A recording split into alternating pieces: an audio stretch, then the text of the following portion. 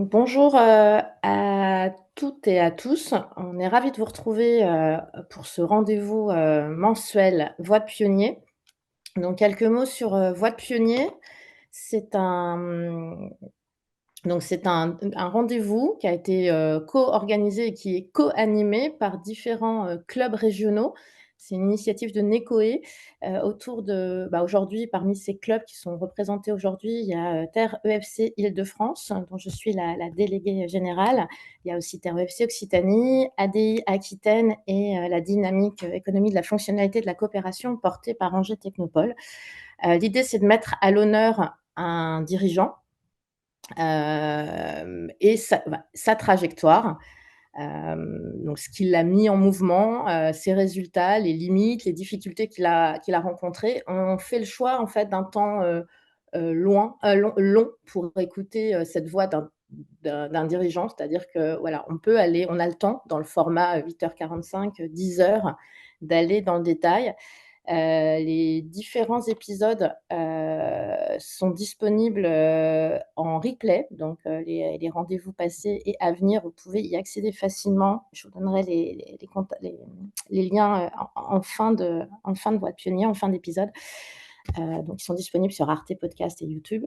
Hem, Aujourd'hui, c'est Terre EFC Provence, qui va piloter cet épisode avec Clémence Laroche. Et on Bonjour à aura toutes et à tous.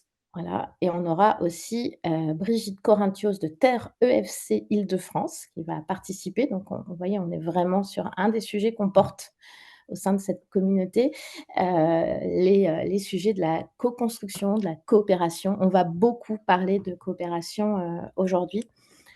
Juste, comment on va se passer ce temps ensemble? On va avoir une première partie d'abord de témoignages, autour de Michel, Papazian, qui est notre invité du jour. Ensuite, on aura une période de questions-réponses. Pendant le témoignage de Michel, bien entendu, on va couper vos micros. Si vous avez des questions, vous pouvez les poser dans le chat tout au long de ce programme. Et puis de temps en temps, on vous invitera aussi à les poser à l'oral. À la fin, on aura une petite synthèse des échanges et puis, on finira en vous donnant les prochains rendez-vous de Voix de pionnier, mais également les actualités des clubs, sur les territoires. Donc je vais, arrêter mon partage d'écran et je vais donner la parole à Clémence qui va nous présenter notre témoin du jour, Michel Papazian pour Énercipa, une énergie citoyenne du pays d'Avignon. Et bienvenue Michel et surtout merci d'avoir accepté de participer à Voix de pionnier. Bonjour, toutes et à tous, et c'est avec un grand plaisir de partager cette expérience. Eh bien, c'est parti. Merci Stéphanie pour cette introduction. Donc effectivement, nous accueillons aujourd'hui Michel Papazian, qui est président de la SIC Énercipa. Alors Michel Papazian, c'est un enfant du pays. Mais de quel pays parlons-nous? Nous parlons du pays d'Avignon. Michel Papazian a 60 ans, il est originaire de Salon-de-Provence et en fait, il est arrivé sur Avignon il y a 30 ans. Donc, il a fait un petit chemin, il est arrivé à Avignon. Il a 2 filles et il joue de l'accordéon. Ça, c'est un point important dans la trajectoire de Michel. Donc, en fait, Michel, il est ingénieur Supélec. Il a donc fait une école qui prépare au métier de l'énergie. Et puis, pendant quelques années, il a travaillé en tant que salarié avec un moment, après quelques années, une petite parenthèse, une période de remise en question, de transition, transition professionnelle, pour aller vers un travail qui avait plus de sens. Alors, il a repris ses études, il a fait un DESS gestion et génie de l'environnement. Donc, c'était il y a un petit peu de temps, donc il était déjà à l'époque novateur, parce que c'est vrai que les questions d'écologie, c'était il y a 20, 25 ans, c'était pas encore autant au centre, évidemment, de toutes nos réflexions aujourd'hui. Et dans ce cadre-là, Michel a fait un stage à la mairie d'Avignon. Et puis, bon, ça l'a intéressé, hein, c'est une évidence, mais il a aussi fait une recherche sur une dimension un peu plus sociale, et il a fait une formation d'aide médico-psychologique avec une expérience dans un foyer de vie pour adultes autistes. Michel a une large palette de compétences. Et puis, bon, après ce temps de réflexion, il est revenu dans sa sphère initiale, Donc plutôt sur ce côté ingénieur, mais là en tant qu'indépendant. Et depuis 30 ans, il est consultant et il accompagne de grandes entreprises sur leur logiciel de gestion. Voilà, donc ça, c'était sur le parcours professionnel de Michel. Et en 2017, Michel s'est rapproché d'Enercop. Bonjour Michel Papazian. Bonjour. Alors, tu vas nous parler d'Enercop, mais aujourd'hui, tu es président de la SIC Enercipa. Et quand même, Enercipa est au cœur de ce dont on va parler aujourd'hui. Est-ce que tu peux nous parler de ton déclic pour créer Enercipa et après nous expliquer un petit peu la mission d'Enercipa? Oui. Donc, j'étais déjà consommateur depuis plusieurs années. Et à un moment donné, j'ai voulu agir plus concrètement pour la transition écologique de mon territoire. Donc, ayant des affinités avec l'énergie, de par ma formation initiale notamment, je souhaitais contribuer au développement des énergies renouvelables sur mon territoire. Et donc, en 2017, j'ai participé pour la première fois à l'Assemblée générale d'Enercop, mon fournisseur d'électricité renouvelable et coopératif, qui m'a fait découvrir l'énergie citoyenne, des projets de production portés et financés par les citoyens. Et avec d'autres sociétaires de la coopérative et d'autres Avignonnais qui nous ont rejoints, nous sommes lancés et nous avons créé l'association Énergie citoyenne du Pays d'Avignon, Enercipa. Bon, évidemment, nous avons été accompagnés par Énergie partagée, qui fédère, qui nous forme, qui nous outille. Énergie partagée, c'est une association qui accompagne tous ces projets partout en France depuis 15 ans. Tous ces collectifs d'énergie citoyenne. Donc la raison d'être d'Enercipa, c'est de permettre aux citoyens de s'approprier les questions d'énergie, ce bien commun qu'est l'énergie, à travers des projets concrets sur son territoire.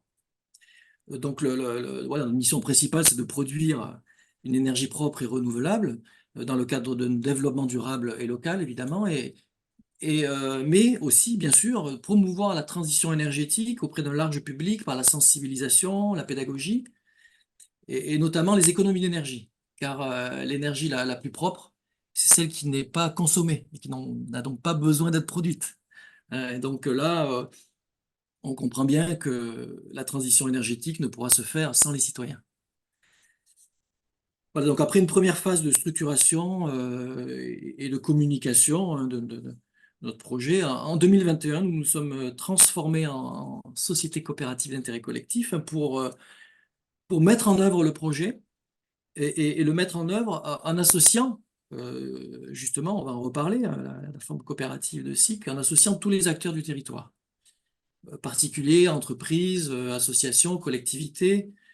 Voilà, il y a un premier projet a démarré sur de centrales photovoltaïques sur des bâtiments communaux de la ville d'Avignon, et la ville d'Avignon qui est d'ailleurs devenue sociétaire, ainsi que nos partenaires sur ce projet.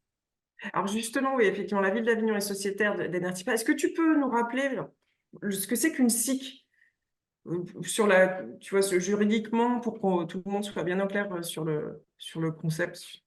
Voilà, donc la forme juridique de société coopérative d'intérêt collectif est relativement récente, il y a quelques années. Elle permet d'associer différents types d'acteurs, pouvant avoir des préoccupations initiales différentes, mais néanmoins travaillant à une œuvre commune. C'est-à-dire que, par exemple, j'en ai parlé tout à l'heure, même les collectivités peuvent y participer, ce qui est assez novateur. Tout type d'acteurs peut y participer. Et donc le fonctionnement de l'entreprise est coopératif, avec une gouvernance ouverte, partagée, un fonctionnement démocratique, avec le principe une personne égale une voix. C'est pas une action égale une voix, c'est une personne égale une voix. La lucrativité de l'entreprise est limitée, avec des bénéfices qui sont majoritairement mis en réserve, on dit impartageables, et la rémunération des sociétaires est limitée. Voilà, donc on est sur un modèle d'entreprise au service de la société, non pas au service du profit. On est dans le champ de l'économie sociale et solidaire. C'est vraiment la forme juridique. D'accord. typique. D'accord. Et donc, avec cet équipage-là, tu as participé, enfin, donc Enersipa a contribué à la rédaction pardon, d'un livre blanc en 2021. Alors, c'est un livre blanc sur la coopération publique et privée et la transition énergétique au regard de l'économie de la fonctionnalité de la coopération. Est-ce que tu peux nous dire 2 mots de ce projet qui a en fait introduit ce qui va se passer par la suite? Ouais. Oui, donc voilà, entre 2018 et 2020, le club Terre de FC Provence a animé un groupe de travail qui rassemblait la communauté d'agglomération du Grand Avignon, la ville d'Avignon, des associations, des entreprises locales qui étaient intéressées par la transition énergétique. Et donc ce projet était financé par l'ADEME régionale et visait la mutualisation des achats publics et privés à l'appui du référentiel de l'économie et de la fonctionnalité de la coopération.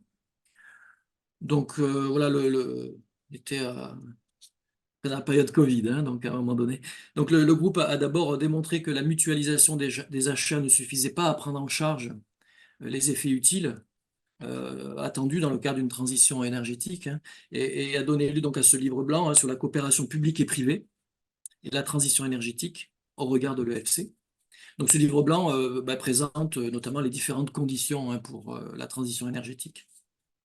Et en fait, une idée l'idée que j'avais proposée, hein, d'un démonstrateur à l'échelle d'une zone d'activité, que j'avais proposé au collectif, a été retenue, hein, autour de 3 composantes, enfin, a retenu l'attention du groupe, hein, donc autour de 3 composantes: une composante technique, hein, de partage des moyens de production d'énergie électrique, une composante de service liée aux usages et à la sobriété, et une composante citoyenne, hein, pour une meilleure appropriation de l'énergie, et ici, le citoyen étant situé sur son lieu de travail. Et justement, par rapport à cette intuition-là, donc l'intuition rassemble une dimension technique, et bien évidemment, puisqu'il s'agit de partage d'énergie, une dimension citoyenne qui implique les salariés, et sociale pour résoudre peut-être parfois la fracture énergétique. Et c'est quoi la caractéristique en fait d'une zone d'activité? Quel type d'acteur on peut rencontrer sur une zone d'activité? Voilà, on a en tout cas sur la zone d'activité, on a différents types d'acteurs. Sur une zone d'activité, bon, souvent on a beaucoup d'entreprises évidemment, mais pas que, hein. Il se trouve que là, le projet euh, Copter, hein, auquel j'ai participé donc plus récemment, enfin que j'ai piloté là plus récemment, donc on était sur une zone d'activité très particulière, avec une grande variété d'acteurs, hein. Donc à la fois public, privé, public avec collectivité, une université, un hôpital, enfin un centre de recherche, des fois d'autres centres de formation, et privé avec différents types enfin, et tailles d'entreprises, hein, notamment industrielles, mais essentiellement quand même tertiaires pour cette zone d'activité. Et voilà, l'idée aussi du projet, c'est de créer du lien, hein, de créer du lien entre tous ces acteurs. Voilà, d'acteurs très variés. Donc, c'est un peu l'enjeu de la coopération dans un projet, dans une zone d'activité, sur voilà, une échelle qui est la zone d'activité, l'échelle territoriale. Et effectivement, là, tu as évoqué Copter. Donc, pour préciser, un Copter, c'est un programme d'accompagnement de projets territoriaux avec des acteurs déjà engagés, en s'appuyant sur le référentiel de l'économie de la fonctionnalité de la coopération. Donc, oui, donc le projet d'Enersipa, en tant que porteur, est rentré dans le programme Copter, qui rassemblait, hein, sur le territoire français une vingtaine de projets, donc, qui sont en cours de développement, avec il y a une phase d'émergence de 18 mois et ensuite une phase de développement. Et donc, toi, tu as participé, enfin, tu as porté la phase d'émergence du projet sur la zone d'activité d'Agroparc sur Avignon. Et en quoi ta participation, en fait, qu'est-ce qui a motivé ta participation au programme Copter? Ben, en fait, j'avais cette intuition, hein, comme je l'ai dit tout à l'heure dans mon dans l'émergence, quand j'ai rencontré un petit peu l'émergence d'Enersipa, j'avais cette intuition d'une coopération écosystémique, hein, ouais, hein, qui rassemble des acteurs complémentaires, hein, pour travailler ensemble sur ce sujet qui concerne tout le monde, hein, de l'énergie. Donc cette intuition a résonné avec la découverte du référentiel de l'EFC à l'occasion de cette première expérience, hein, dans ce groupe de travail. Mais voilà, donc déjà voilà un attrait pour l'EFC, j'avais envie d'aller plus loin. Et puis comment faire quoi? Comment faire pour installer la coopération, pour mettre en œuvre une réelle coopération. Voilà, la coopération, ça se décrète pas. Alors comment faire? Donc j'étais curieux et intéressé à participer à ce programme Copter. D'accord, d'accord. Est-ce qu'à ce stade-là, est-ce qu'il y a des questions de compréhension sur le parcours de Michel? Alors je voulais rajouter, pardon, que NERCIPA pouvait aussi je pensais aussi, parce que voilà pourquoi un collectif citoyen pour piloter ce genre de projet, je pensais qu'Enercipa pouvait aussi tenir ce rôle de tiers de confiance pour une démarche collective de transition énergétique dans l'intérêt du territoire, hein. Donc je l'ai expliqué tout à l'heure, on est une société coopérative d'intérêt collectif, c'est un outil au service du territoire pour la transition énergétique, voilà, avec tous ces enjeux, hein, et tous ces acteurs.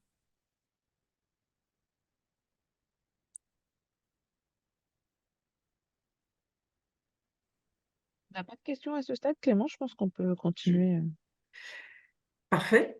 Ça veut dire qu'on a été clair. Donc, bravo Michel. Bravo Michel.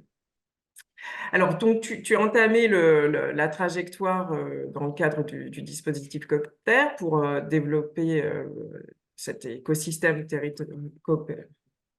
cette ECT, cet écosystème coopératif territorialisé sur la zone agroparc. Et quelles ont été tes prises de conscience en tant que dirigeant, parce que tu es président de la SIC NRCIPA, lors de ce parcours, lors de cette phase d'émergence?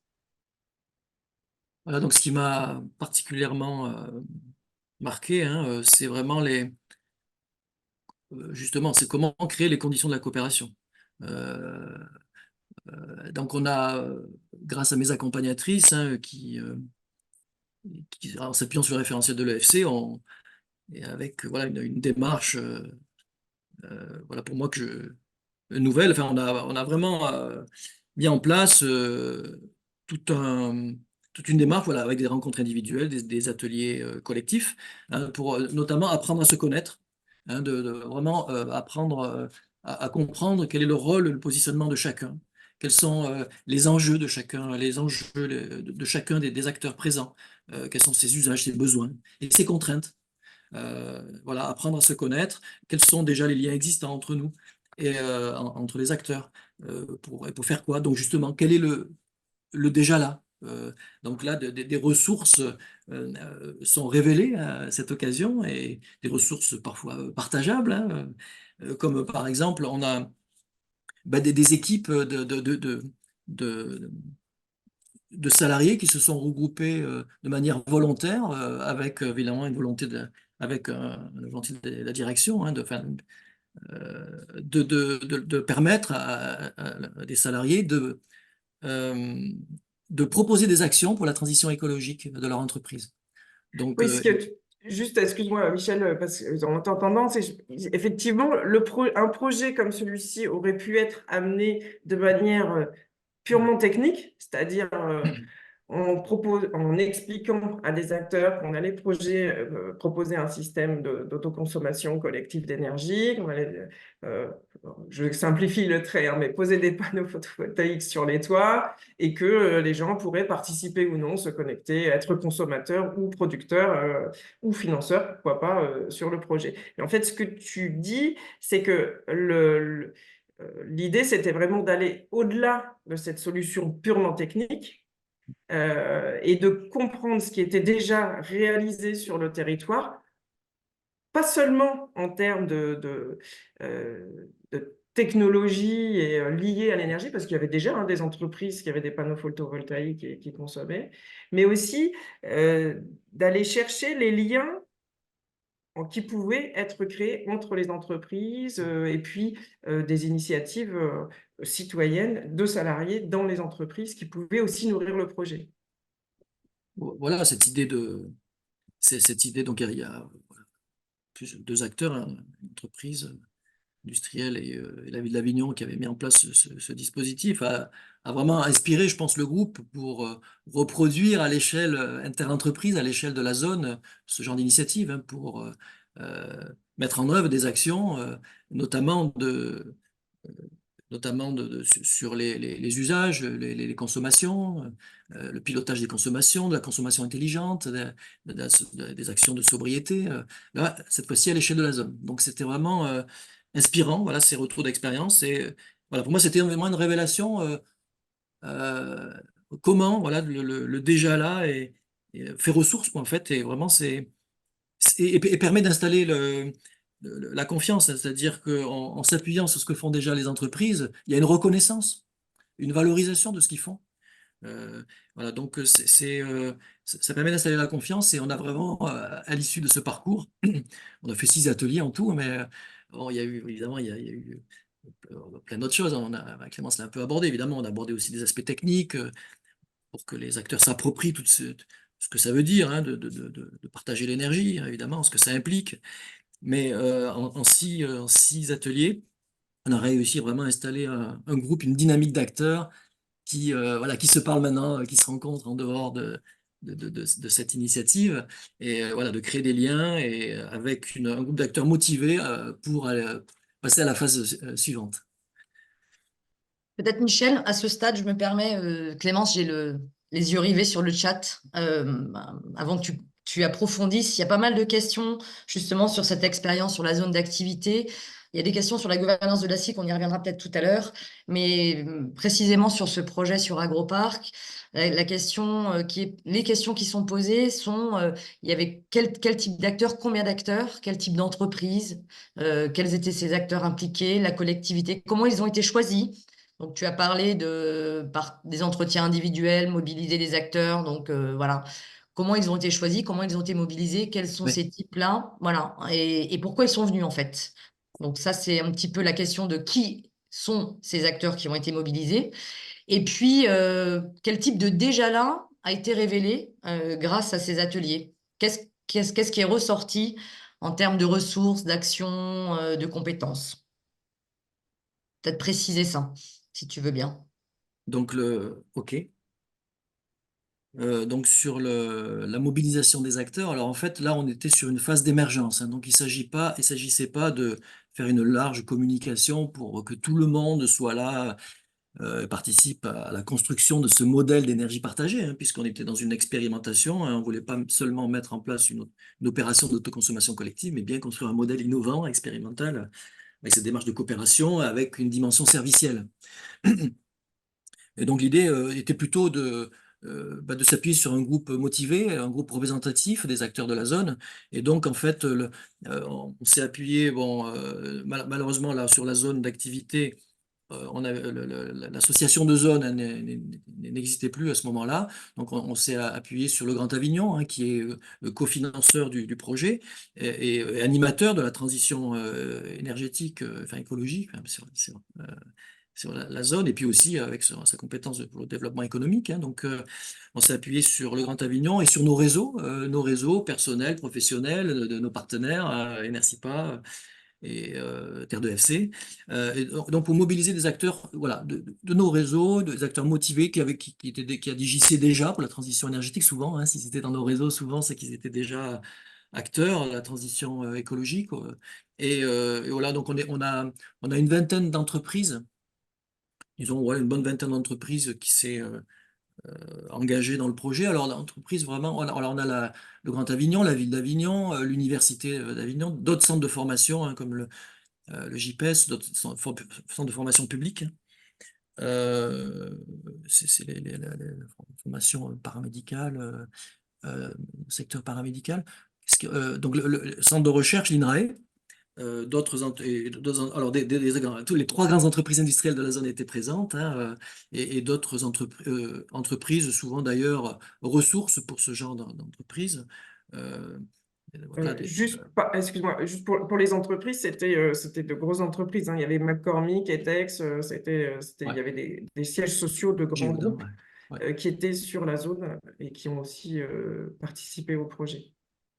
Donc, on Et avait là, des l'agroparc, groupes. c'est la plus grande zone d'activité de Vaucluse, hein, plus de 500 entreprises, donc voilà, c'est un peu particulier. Alors le choix s'est fait, c'est notre cofinanceur qui a souhaité que on démarre par cette zone d'activité parce qu'il y avait, voilà, d'une part, eux, ils voulaient y participer aussi en tant que participants, parce que leur siège, le siège du Grand Avignon est implanté sur cette zone d'activité. Voilà, ils voulaient aussi y participer à titre d'exemplarité, quoi, hein, puis aussi parce qu'ils avaient des projets, hein, ils savaient qu'il y avait une dynamique, hein, déjà, projet de labellisation sur cette zone d'activité, voilà, donc il y avait un sens à ce que ça se fasse sur cette zone d'activité, mais par contre, voilà, une grande diversité d'acteurs et une zone d'activité avec une grande diversité d'acteurs. Donc, ces personnes se sont Pardon. parlé. Et du coup, sur le déjà là, les ateliers, justement, ont pu révéler du déjà là. Si tu as quelques exemples de... Alors donc on a aussi mobilisé des acteurs ressources du territoire, hein, donc qui eux-mêmes agissent, hein, enfin, qui agissent, qui accompagnent, hein, tous ces acteurs pour la transition écologique. Donc sur le déjà là, moi j'avais donné cet exemple, hein, pour moi qui était vraiment, c'était sur le volet citoyen, donc c'est l'exemple un peu pour moi marquant. Donc évidemment par exemple, enfin, un projet d'ombrière qui aurait pu se faire de manière classique, hein, par un partenaire, un opérateur de l'énergie classique, et qui, voilà, a connaissance de ce projet, et qui nous connaît, bon, bah, qui du coup, qui se dit, bah, voilà, moi j'ai envie de m'ancrer localement, de participer à ce projet, et qui réserve une partie de sa production. C'est un grand parc d'ombrières photovoltaïques, c'est un parking relais, le parking relais du Grand Avignon, là, sur la zone, et qui réserve une partie de la production pour le projet, quoi. C'est voilà, des opérateurs qui font un pas de côté, parce que pour eux, évidemment, c'est plus compliqué, hein, mais qui ont envie de participer aussi, hein, voilà, un opérateur de l'énergie même un opérateur de l'énergie, à un projet de territoire, participer à cette dynamique. Bon, je sais pas, qu'est-ce je sais pas si vous avez voyez d'autres idées. Sur le déjà là, il y avait effectivement, il y a cette dimension technique avec des opérateurs ou des entreprises qui avaient déjà mis à disposition des panneaux photovoltaïques et qui sont prêts à rentrer dans le projet. Et aussi, il y avait justement cette dimension euh, de l'idée, c'était aussi de travailler sur le projet de manière plus large et sur les dimensions de sobriété. Et donc, avec certains ateliers ont permis à des entreprises de faire des REX, des partages d'expériences sur des actions, des initiatives déjà mises en place dans les entreprises.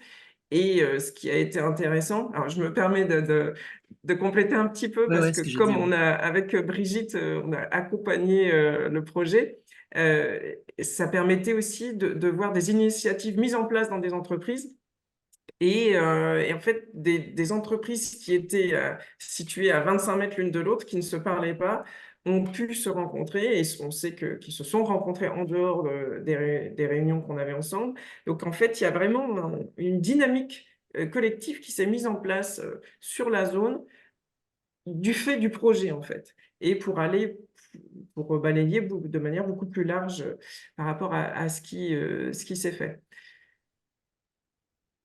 Sur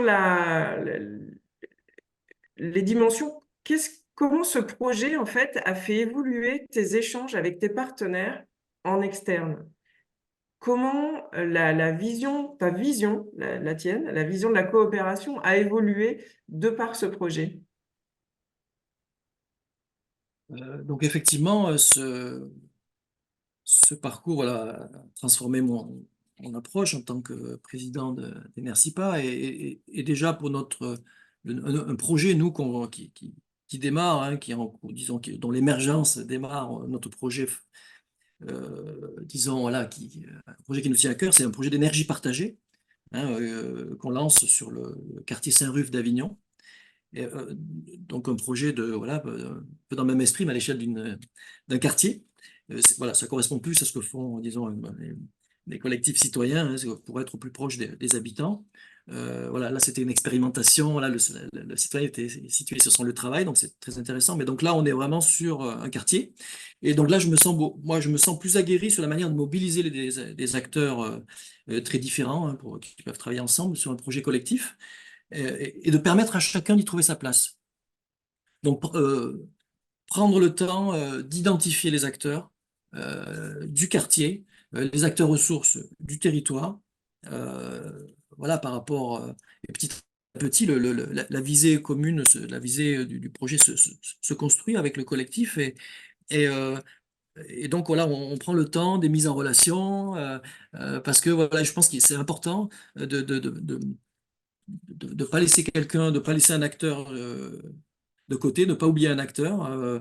Donc, par exemple, euh, bon, ce que oui, je voulais donner un exemple, pardon, c'est pas, oui, par exemple, je veux dire, de ne pas essayer de faire aussi à la place des autres, c'est-à-dire vraiment essayer de trouver les compétences qui sont, les acteurs qui agissent déjà sur le territoire, par exemple, pour animer notre future communauté d'énergie.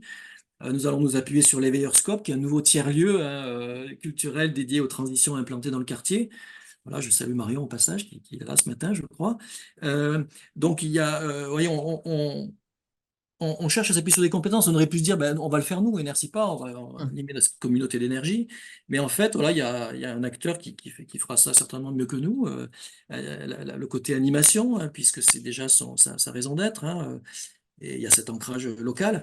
Donc, il y a, pour moi, ce que je voulais dire, oui, c'est qu'il y a un côté organique dans cette approche écosystémique. Voilà, si un acteur manque, le système ne fonctionne pas bien. Voilà, c'est ça que je voulais dire. Hein. C'est-à-dire que c'est important de prendre le temps d'identifier, de mobiliser tous les acteurs qui sont utiles par rapport à ce qu'on vise. Hein, et pas seulement la partie technique. Hein. Ça, nous, on porte la partie technique, mais il y a, nous, on s'appuie sur nos acteurs pour la transition énergétique dans tous ces volets, hein, la précarité, l'accès à l'énergie à tous, voilà, par exemple, hein, qui nous tient à cœur. Là, je vois qu'il y a des questions, on les traitera à la fin, hein. C'est ça. On poursuit un petit peu et puis on traitera les questions à la fin, parce qu'elles sont très intéressantes. Alors, donc, il y a dans ce que j'entends, il y a ta manière, enfin la manière d'Enercipa de voir un peu différemment la manière d'engager différents acteurs sur un projet donné. Et est-ce que la trajectoire que tu as suivie a changé aussi le projet d'Enercipa en interne, soit au niveau de l'organisation du travail ou je ne sais pas. Est-ce qu'en interne, tu as senti aussi une sorte de décalage qui s'est produit? Oui, effectivement, ça va rejoindre ce que j'ai déjà dit, mais ouais, en fait, on est confronté en interne, on n'est pas les seuls, hein, aux limites du bénévolat, hein, aux limites de nos ressources internes, limites du bénévolat et aux limites financières aussi. Et donc, voilà, donc le fait de s'appuyer sur des acteurs qui ont les compétences, donc voilà, qui ont le savoir-faire, l'expérience, nous permet de ne pas nous épuiser, quoi, à vouloir tout faire. Voilà, je sais que certains collectifs citoyens font tout. Parfois, parfois aussi, font tout. Bon, pas forcément tout, je veux dire, mais parfois dans certains territoires, il n'y a pas de. Il y a pas un acteur qui, par exemple, sur la pédagogie, nous, on s'est appuyé sur un acteur l'Agence locale de la transition énergétique, par exemple, qui avait des compétences sur la pédagogie. Donc, on s'est appuyé sur cet acteur pour mener des actions dans les classes. Enfin, c'est des actions qui vont être menées dans le cadre du projet avec la ville d'Avignon. Euh, euh, donc, des actions vont être menées de pédagogie dans les classes. Donc, ça, nous, on ne sait pas faire. C'est un exemple, mais certains collectifs citoyens le font eux-mêmes. Donc, ils se dispersent. Et vraiment, c'est beaucoup de enfin, c'est pas un jugement, mais parfois il n'y a pas d'acteurs qui savent faire ça sur leur territoire. Et puis des fois ils ont envie aussi de le faire. Hein, hein, et moi, pour moi, c'est voilà, important de s'appuyer sur ceux qui savent déjà faire. Et donc on s'épuise pas, on s'épuise moins, parce que déjà c'est beaucoup de travail pour nous faire émerger ces projets, même si on s'appuie après sur des installateurs photovoltaïques, sur des bureaux d'études. Hein, on ne fait pas installer les panneaux nous-mêmes. Mais voilà. Donc, et ça permet aussi hein, le fait de ne pas faire à la place de ceux qui savent faire, de valoriser le travail de chacun. Je l'ai déjà dit, j'insiste là-dessus, euh, et voilà, de reconnaître et de valoriser le travail de chacun. Donc voilà, en interne, je dirais que c'est ça, hein. Nous, c'est vraiment un enjeu, hein. Il y a des bénévoles qui ne restent pas forcément longtemps. Après, il y en a d'autres qui arrivent. Enfin, et puis, voilà, c'est un des enjeux, hein. Et donc, on a parlé d'Enercipa sur les projets menés, la manière d'Enercipa de mener les projets. On a parlé de Enercipa en interne. Et puis, il y a aussi ton positionnement à toi personnel, parce que Enercipa, donc tu as expliqué ce qu'était une SIC, tu es bénévole, hein, président bénévole au sein d'Enercipa, mais donc tu as ton activité professionnelle, donc en tant que consultant. Et est-ce que depuis que tu as rencontré en fait après tes premières discussions autour du livre blanc et ensuite la trajectoire d'émergence avec le projet d'Enercipa et les projets à venir, est-ce que dans le cadre de ton positionnement à toi professionnellement, est-ce que ces travaux-là ont changé quelque chose? Ah oui, oui, tout à fait, hein. Moi, je travaille dans des projets, hein, avec mes clients, mes partenaires. Enfin, donc, et, donc je suis d'autant plus, enfin, beaucoup plus attentif encore à, à comprendre le rôle, le positionnement de chacun, hein, le- les usagers, les utilisateurs, hein, des logiciels de gestion, euh, les ressources informatiques, enfin, donc de ne plus, j'essaie de ne pas, voilà, de rester dans mon rôle et d'une part, de ne pas empiéter sur le rôle. Parfois, on peut avoir tendance à parler à la place de l'autre. Donc, de vraiment rester sur mon rôle et justement laisser la place à chacun par rapport à son positionnement et aussi, donc, du coup, à bien comprendre le rôle de chacun et comprendre ses contraintes. Voilà, si quelqu'un, à un moment donné, il peut y avoir parfois pas des conflits, mais oui, oui, des situations de discussion comme ça, et vraiment, c'est important de prendre le temps de comprendre les contraintes de chacun. Donc ça, je suis plus attentif naturellement, spontanément à ça, quoi. Euh, voilà, donc c'est dans mon sphère professionnelle, c'est vraiment très intéressant aussi. Non, merci Michel. Sur le chat, Clémence, est-ce que tu veux que Ouais. je regroupe certaines et puis après on laissera la parole oralement, c'est ça? Ouais, je Tu te veux que laisse. je Ouais. reprends ça comme on... Donc, il y avait des questions, il y a deux types de questions là qui sont apparues. Une, je te les donne, Michel, puis après tu vois comment tu y réponds. En rebond sur la question du bénévolat dont tu as fait mention tout à l'heure sur ça nous permet de ne pas nous épuiser à tout faire, mais par ailleurs, c'est quand même une ressource hyper importante dans la coopérative puisque elle repose beaucoup sur l'engagement bénévole. C'est comment justement fait-on au sein d'Enercipa pour pas que le bénévolat s'épuise et finalement quel effet utile pour le bénévole qui s'engage. Alors moi tout de suite, je pense à Étienne, peut-être t'en dira deux mots sur quels effets utiles pour lui, Ah parce que oui. finalement, on voit, voilà, c'est un bénévole avec lequel on a travaillé dans le cadre de cette phase d'émergence. Donc ça, c'est sur cette question du travail et de la reconnaissance. Et puis, il y a plusieurs questions autour de la SIC en elle-même. La question de la répartition du sociétariat, qui sont ses actionnaires, comment c'est réparti, quel est le modèle de revenu aussi d'Enercipa, des projets qu'Enercipa porte. Et puis, est-ce qu'un consommateur d'énergie qui bénéficie de l'énergie produite par les centrales mises en service par Enercipa peuvent être actionnaires de la SIC? Donc voilà, question la SIC, la gouvernance, la répartition, modèle de revenus, donc la question du bénévolat.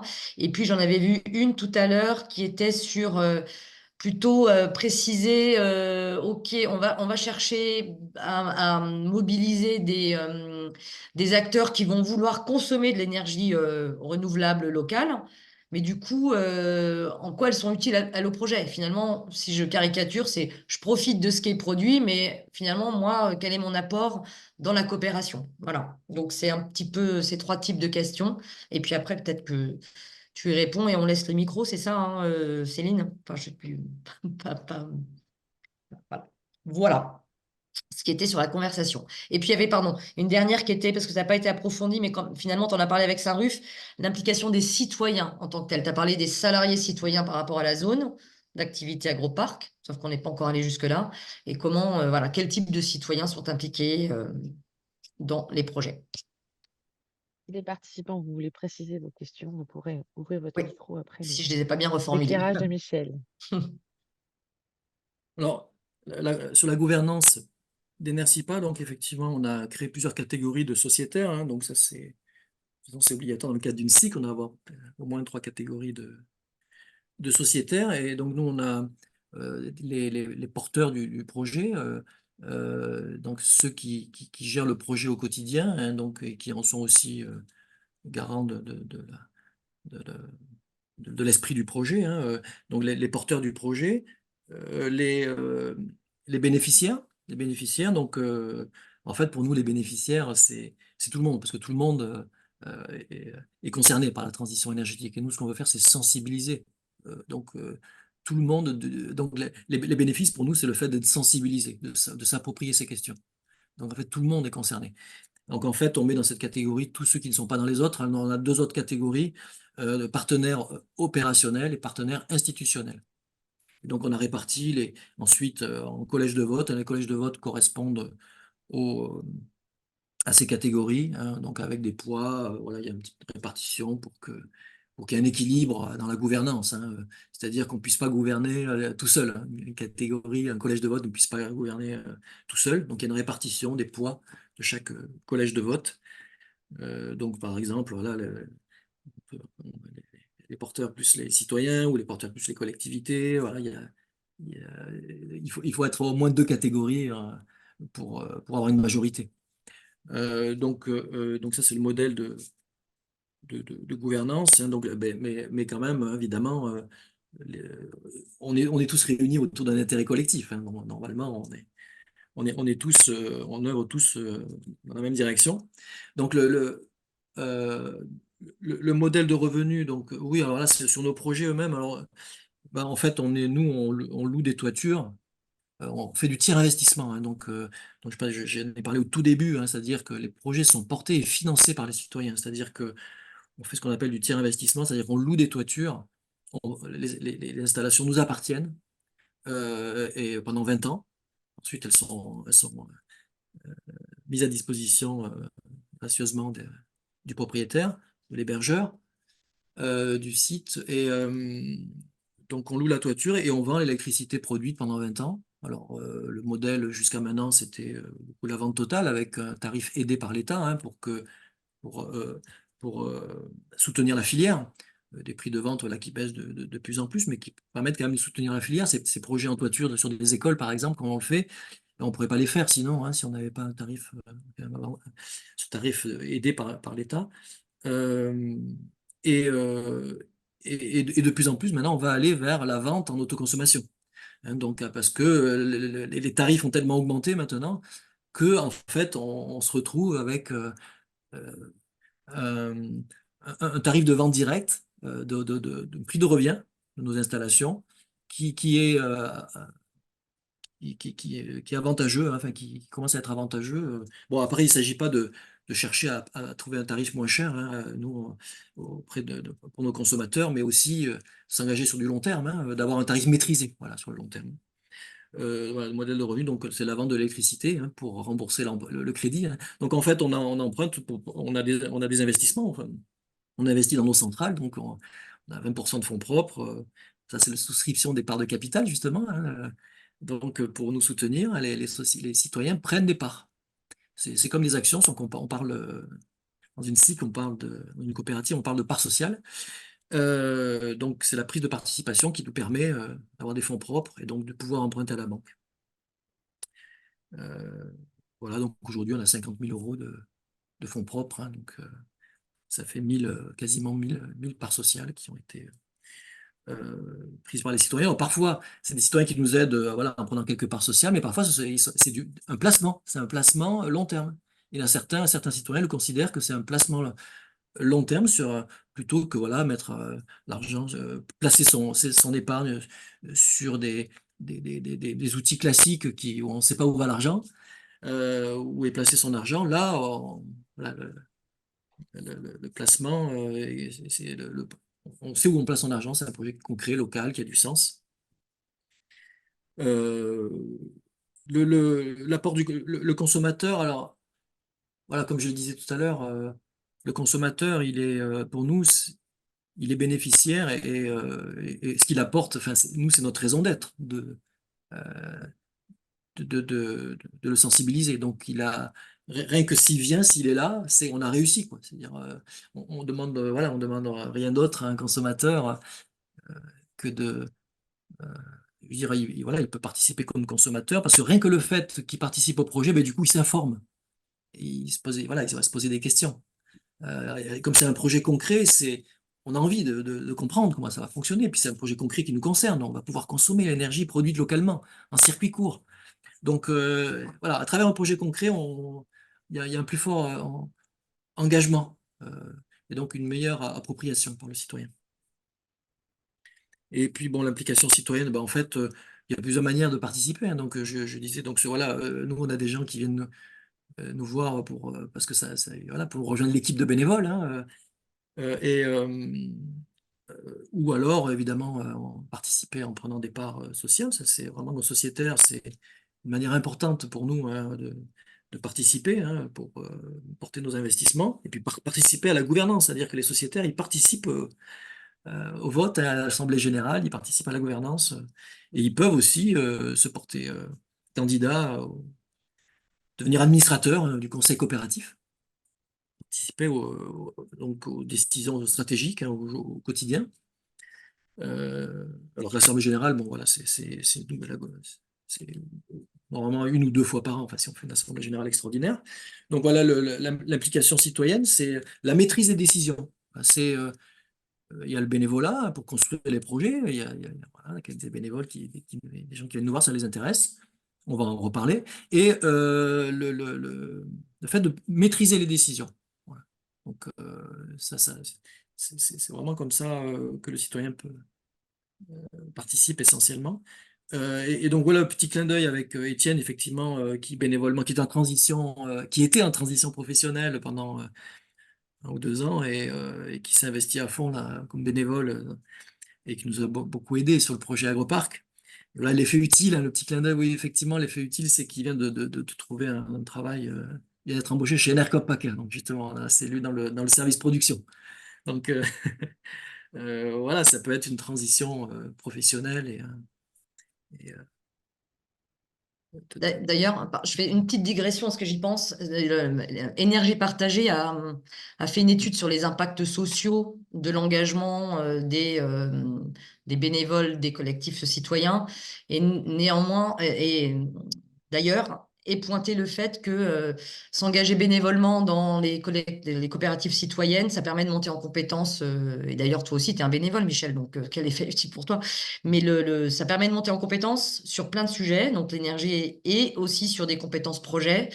Et ce qui a été pointé par cette étude, c'est qu'il y a des bénévoles d'énergie partagée qui changent de boulot, qui s'investissent, qui permettent de réinvestir ces nouvelles compétences dans un emploi salarié en changeant de métier, de boulot, en transition énergétique. Donc, ça, voilà. Juste pour vous le signaler, on pourra aussi peut-être vous mettre ces ressources-là parce qu'elles sont assez intéressantes, en fait, sur les retombées économiques locales des coopératives citoyennes et puis sociales. il y a aussi l'éco-action contre l'éco-anxiété aussi, Mm. pour beaucoup d'entre nous, enfin certains d'entre nous. Bon, moi, comme je l'ai dit au tout début, hein, c'est quelque chose qui me dépasse, je suis inspiré, c'est, pour moi, c'était, voilà, je devais faire ça, je pouvais pas y échapper, quoi. Je devais initier cette aventure humaine, hein, ce collectif, ce projet. Donc, voilà, je suis très heureux de l'avoir fait et c'est une belle aventure humaine, en tout.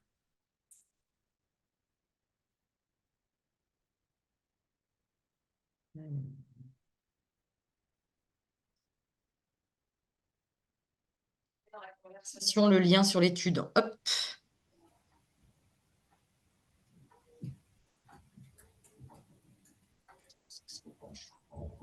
Il y a des personnes qui ont des questions qui veulent. prendre la parole. Je crois que toutes les questions ont été traitées par Michel et Brigitte. Il y a une question Clémence, si tu intéressante sur la parles. sobriété de la consommation. Sur la sobriété? Ouais, c'est une question d'Isabelle Jeannot. Peut-être Isa, Oui, tu veux la dire oui, toi? je posais la question de la notion d'effet rebond parce qu'il y a aussi des études qui montrent que quand on va dans des démarches plus vertueuses, et typiquement aller vers l'énergie renouvelable en est une.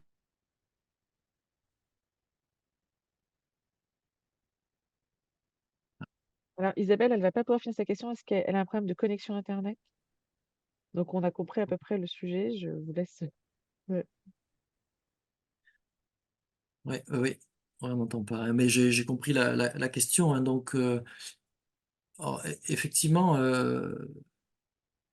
cette appropriation citoyenne de ce bien commun qu'est l'énergie, bah, elle permet justement de bien comprendre ce qui se cache derrière la prise et de mieux maîtriser le sujet et donc du coup, plus naturellement, de maîtriser ses consommations, quoi, hein, de devenir un éco-citoyen, quoi, mais ça se fait naturellement parce que voilà, le fait de s'informer, d'apprendre, après, ça devient naturel.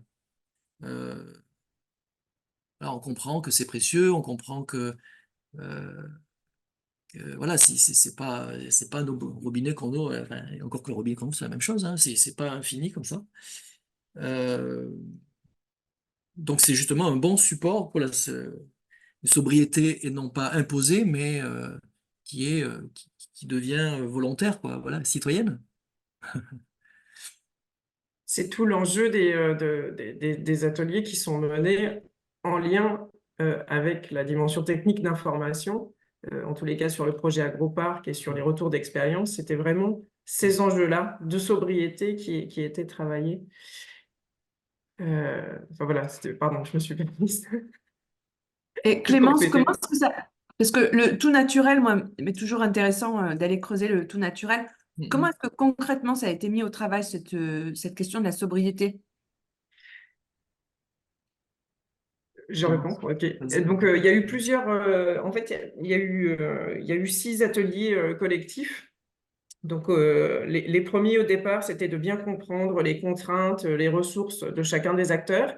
Et puis, petit à petit, d'aller justement dans les ressources. En fait, il y avait énormément d'initiatives qui étaient déjà dans le sens de la sobriété. Donc, c'était déjà de permettre à des acteurs de faire des retours d'expérience sur ce qu'ils avaient déjà mis en place dans leurs entreprises et pour montrer que les choses étaient à portée de main, en fait. Que déjà, sur des questions de sobriété de manière pratico-pratique, comment travailler avec les salariés pour qu'ils éteignent leurs écrans pendant les pauses. Enfin, tu sais, des choses vraiment toutes simples. C'était des petits pas. Hein. Enfin, l'idée de leur jeu, c'était vraiment de travailler sur des petits pas.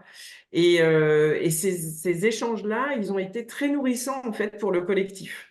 Le fait que ce soit des chefs d'entreprise qui fassent des retours d'expérience par rapport et qu'on mette au travail après avec la communauté, c'était beaucoup plus percutant, en fait, euh, dans les démarches à mettre en place. Et ce qui était intéressant, c'est qu'il y avait en fait beaucoup de salariés, parce que les personnes qui étaient autour de la table dans les grandes entreprises, c'était des salariés du domaine de la RSE en général. Mais petit à petit, ce qui s'est joué tout au long du processus, et c'est une des grandes réussites en termes de mobilisation du projet, c'est que et ça répond aussi un peu à la question de la personne au niveau des personnes qui n'auraient été que consommateurs. En fait, ce qui est génial, c'est que peut-être qu'au départ, il y en avait des que consommateurs en se disant, bah, tiens, c'est une aubaine. Et en fait, petit à petit, du fait du travail, des travaux collectifs menés, bah, déjà, on a certaines, par exemple, il y avait un IME qui était autour de la table, donc tu as un IME qui parle à McCormick quand même autour de la table. Peut-être redis ce que c'est un IME. Un IME, pardon, Institut médico-éducatif. Donc, on avait des acteurs très, très différents qui se parlaient entre eux. Et sur cette petite structure, au départ, on avait la directrice du site, après, il y a eu la directrice administrative, après, il y avait le directeur financier. Et la dernière réunion, il y avait, donc, ISD5, il y avait aussi des salariés qui étaient là. Donc, en fait, au fur et à mesure, on avait de plus en plus de monde autour de la table, parce que dans chaque entité, on avait de plus en plus de personnes qui étaient mobilisées, en fait. au sein du projet. Et les personnes, un jour, il y a une des entreprises qui a été mise au courant du projet par un effet de bande et qui a participé au tour de table. Et en fait, cette entreprise-là n'était effectivement que consommatrice et du coup, elle n'est pas restée. Et elle est pas revenue, quoi. La dynamique ne l'intéressait pas. Et jusqu'à la fin, ça a été où on avait des entreprises donc, qui négocient quand même. Tout à l'heure, Michel a parlé du prix de l'énergie. Donc, chez des grands groupes, le prix de l'énergie il se négocie au niveau européen. Donc, de toute façon, là, on arrive sur un prix de l'énergie qui est trop important et qui ne les intéresse pas. D'abord parce qu'il n'y en a pas assez d'énergie, pour le coup, surtout au départ. Et puis, le prix, ça ne les intéresse pas. Mais ils étaient quand même dans le projet parce que ce qui les intéressait, c'était l'implication des salariés, le fait de pouvoir en parler, ou alors l'implication des habitants, parce que c'est une zone d'activité où il y a aussi une dimension habitant, et ça aurait été l'étape d'après. Donc, il y a eu ces dimensions-là aussi qui ont joué. On est vraiment sorti de la pure consommation dans le projet. Oui, avec la prise de conscience de l'intérêt d'un kilowattheure partagé social. Ça a été un peu formulé comme ça, mais en effet, c'est Une valeur voilà, qui n'est pas que énergie, que la pas valeur qu'une de l'énergie. approche financière voilà. Donc ça, c'est vrai que c'était assez intéressant. Et puis d'autres sujets qui ont émergé sur la question de la mobilité, sur la zone. Donc on a des effets de débord sur d'autres services à mutualiser. Voilà. Donc, après, peut-être que... Alors, Céline me dit qu'on passe à la synthèse. Oui, c'est vrai. Synthèse J'ai pour oublié. d'autres démarches, ok. Parce que du coup, il y avait la question d'Isabelle, avec le recul, quel conseil vous donneriez sur une approche comme la vôtre? Finalement, c'était peut-être aussi cette question de prendre le temps et d'installer la confiance, et notamment la confiance avec l'acteur public. C'est là où il y a un petit écueil pour nous, c'est que je me permets voilà, de le dire là sur le fait que on n'a pas, sur ce projet qui va continuer, mais sans la démarche EFC dans l'immédiat, on n'a pas réussi à prendre le temps d'intégrer les propres contraintes de la collectivité publique principale, qui était dans sa seringue de politique publique, de produire tout de suite de l'énergie dans une solution vraiment très technique. Et c'est vrai que ce n'était pas la même temporalité. Et donc, ça s'est confronté. Il y a une confrontation entre une approche technique de la solution et une approche plus servicielle de ce qu'on a cherché à apporter. Et donc, avec le recul, c'est bien prendre plus le temps de comprendre cette problématique-là, enfin, même si on avait compris, mais pour essayer de rencontrer la contrainte de la collectivité locale. Donc ça repose la question principale de comment on coopère avec politique publique et les acteurs locaux sur un projet qui était quand même très, très innovant sur une zone d'activité. Il n'y avait pas jusqu'à maintenant de projet citoyen sur une zone d'activité économique, donc porté par un collectif citoyen. C'est l'heure de la synthèse, c'est ça? Hop. OK.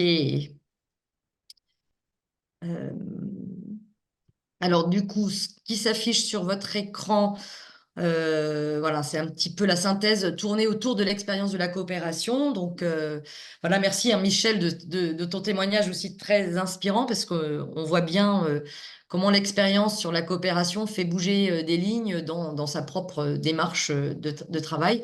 Donc, on a pris le parti là, avec Clémence et Michel de faire la synthèse autour justement de cette expérience de la coopération.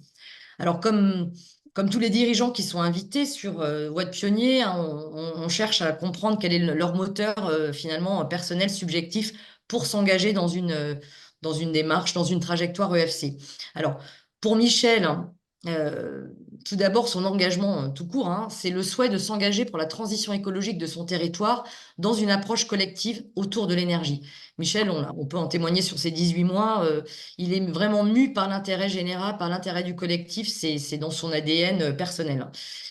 Il porte cette conviction forte qu'il faut impliquer le citoyen à travers des projets concrets, c'est-à-dire de production d'énergie renouvelable. Et pour lui, la question de l'appropriation citoyenne est centrale. C'est d'ailleurs la raison d'être, on l'a compris, de la coopérative Enercipa qu'il a créée en 2019 en rejoignant le mouvement d'énergie partagée de toutes ces coopératives citoyennes. Il a aussi une intuition, parce que comme il nous l'a expliqué, On peut rentrer dans une SIC, enfin prendre des parts sociales, mais c'est juste, la coopérative peut juste aller chercher du financement pour augmenter ses fonds propres. Chez Michel, ça va au-delà de ça. Il a cette intuition qu'il faut vraiment mobiliser, chercher à embarquer et fédérer une diversité d'acteurs qui peuvent peut-être aussi avoir des intérêts divergents, a priori, autour de ces enjeux de transition énergétique et donc aller chercher les habitants, les associations, les entreprises, les collectivités. Et la question centrale pour Michel, c'était, mais oui, mais comment faire? Alors, quand il s'est engagé dans l'EFC, d'abord avec le club Terre EFC Provence, il l'a dit, effectivement, ça résonnait quand il a été mobilisé pour ce livre blanc sur la coopération publique-privée. Donc, il y a une forte résonance, comme il nous l'a raconté, avec justement cette question de la coopération et de la mise en mouvement d'une diversité d'acteurs. Et puis Coopter. Donc ces 18 mois lui ont vraiment permis de faire l'expérience de la coopération et il en tire quelques enseignements et points d'appui pour poursuivre le développement des projets de la coopérative. D'abord, il nous a dit, effectivement, la coopération ne se décrète pas. Et il nous disait toujours, il ne l'a pas dit là, mais que les statuts, bien qu'il a une SIC, mais les statuts ne font pas non plus la vertu. Donc, il faut aller plus loin. Donc, il a pris conscience de l'importance de ce qu'on appelle les ressources immatérielles qui deviennent, dans cette perspective, stratégiques. D'abord, la question des conditions de la coopération, c'est prendre le temps d'installer les conditions de la confiance entre les acteurs, ce qui suppose du temps d'interconnaissance individuelle, comprendre chez l'autre ses contraintes, ses besoins, et c'est prendre le temps de comprendre où est l'autre et comment on va l'amener à venir vers nous, converger.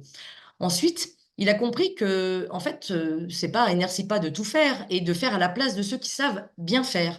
Donc, ça, c'est une révélation aussi de la nécessité de révéler les ressources, le déjà là, de cartographier l'existant et de pouvoir s'appuyer sur des compétences complémentaires qui viendront enrichir le projet porté par Enersipa et qui vont être donc nécessaires pour développer. Tu as parlé d'approche organique et tu as même dit si un acteur manque, le système se grippe. Alors, tout ça va permettre de renforcer la pertinence de l'offre. Tu as parlé de 3 composantes. Donc, on dit dans le FC une solution intégrée. Ici, on va produire des énergies renouvelables, mais tu vas chercher à intégrer d'autres services, des actions de sensibilisation pédagogique, de mutualiser des équipements en lien avec les besoins des bénéficiaires, les habitants, le territoire.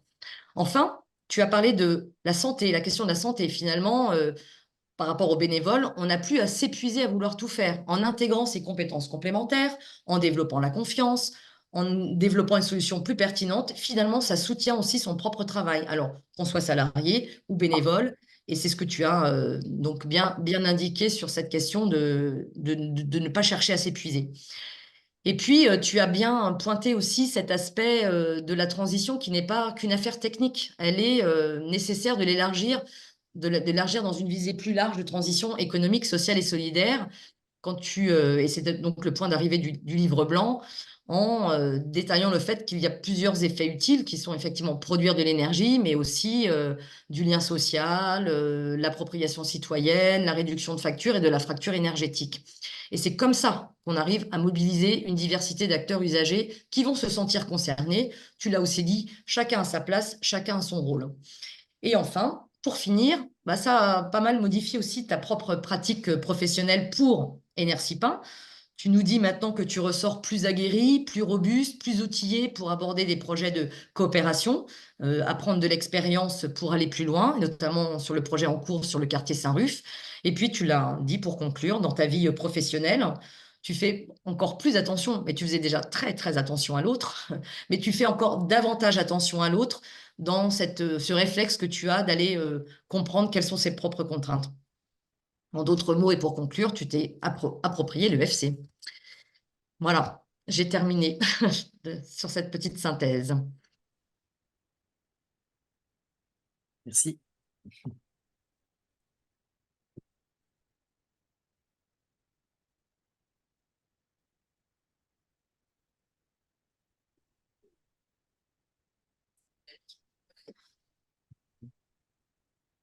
Stéphanie, c'est toi qui prends la suite? Stéphanie. Je vais prendre la suite le temps que Stéphanie arrive. Donc, on vous présente. Je suis là, c'est bon. Super. Bon, moi, je te laisse la main. Vas-y. Merci Michel, merci Clémence et merci Brigitte pour votre témoignage. Donc voilà, voici les prochains rendez-vous de Voix de Pionnier. Je vous ai dit en introduction que c'était un rendez-vous mensuel, mais on fait une pause estivale. Donc le prochain rendez-vous de Voix de Pionnier, ce sera le 6 septembre avec Vétalis. Et c'est ADI Aquitaine et Sébastien qui est peut-être présent, qui animera cette session du 6 septembre. Vous pouvez retrouver donc les Voix de Pionniers en replay sur YouTube et sur Arte Radio en podcast. En octobre, on accueillera Sapoval et c'est Élodie qui animera cette session, donc Terre EFC Occitanie. Élodie est là également aujourd'hui. Il y a des actualités au niveau du réseau. On profite de ce moment pour partager un certain nombre d'actus de ces clubs EFC régionaux. Le 21 juin à Paris, on anime un webinaire en partenariat avec l'ADEME et A plus c'est mieux sur l'EFC et les tiers-lieux. 1er juillet, il y aura une fresque de la transition économique à Toulouse. Et puis après, on va passer en septembre avec, en Île-de-France toujours, une soirée francilienne autour du secteur culturel. Comment mobiliser l'EFC au niveau des théâtres, des salles de concert. Et puis une journée découverte de l'EFC le 18 septembre, toujours à Paris. Mais d'ici septembre, il va y avoir énormément tous les clubs vont mettre à jour leur calendrier. Donc, tout début septembre, lors du prochain Voix de Pionnier, on pourra vous donner un calendrier plus détaillé et plus complet. Dernier point que je voulais vous dire, et peut-être que Céline, ça peut être pertinent que ça soit toi qui prennes la parole, parce qu'on a notre gros événement annuel, les universités de l'économie, de la fonctionnalité et de la coopération, qui auront lieu à Orléans. Donc, Orléans, c'est là où se trouve Necoé. Céline, c'est à toi. On se passe la parole. Je vais laisser Colline parce que c'est elle qui est en charge du projet. Donc, Colline, c'était avec nous.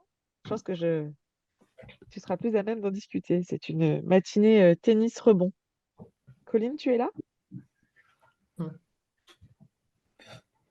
Bon, alors, si Colline n'est pas là, je vais effectivement prendre le relais. Donc, on accueille cette année les universités de l'EFC. Pour ceux qui sont dans le mouvement depuis déjà quelques temps, on a été à Saint-Étienne, on a été dans le Nord, à Lille, il y a quelques années. L'année dernière, c'est à Rouen. Et donc, cette année, c'est à Orléans, les 10 et 11 octobre, avec quelques nouveautés. On commencera le jeudi matin pour ces universités. Donc, vous pouvez d'ores et déjà noter dans vos agendas, aller regarder les horaires de train qui vous amènent de chez vous à Orléans.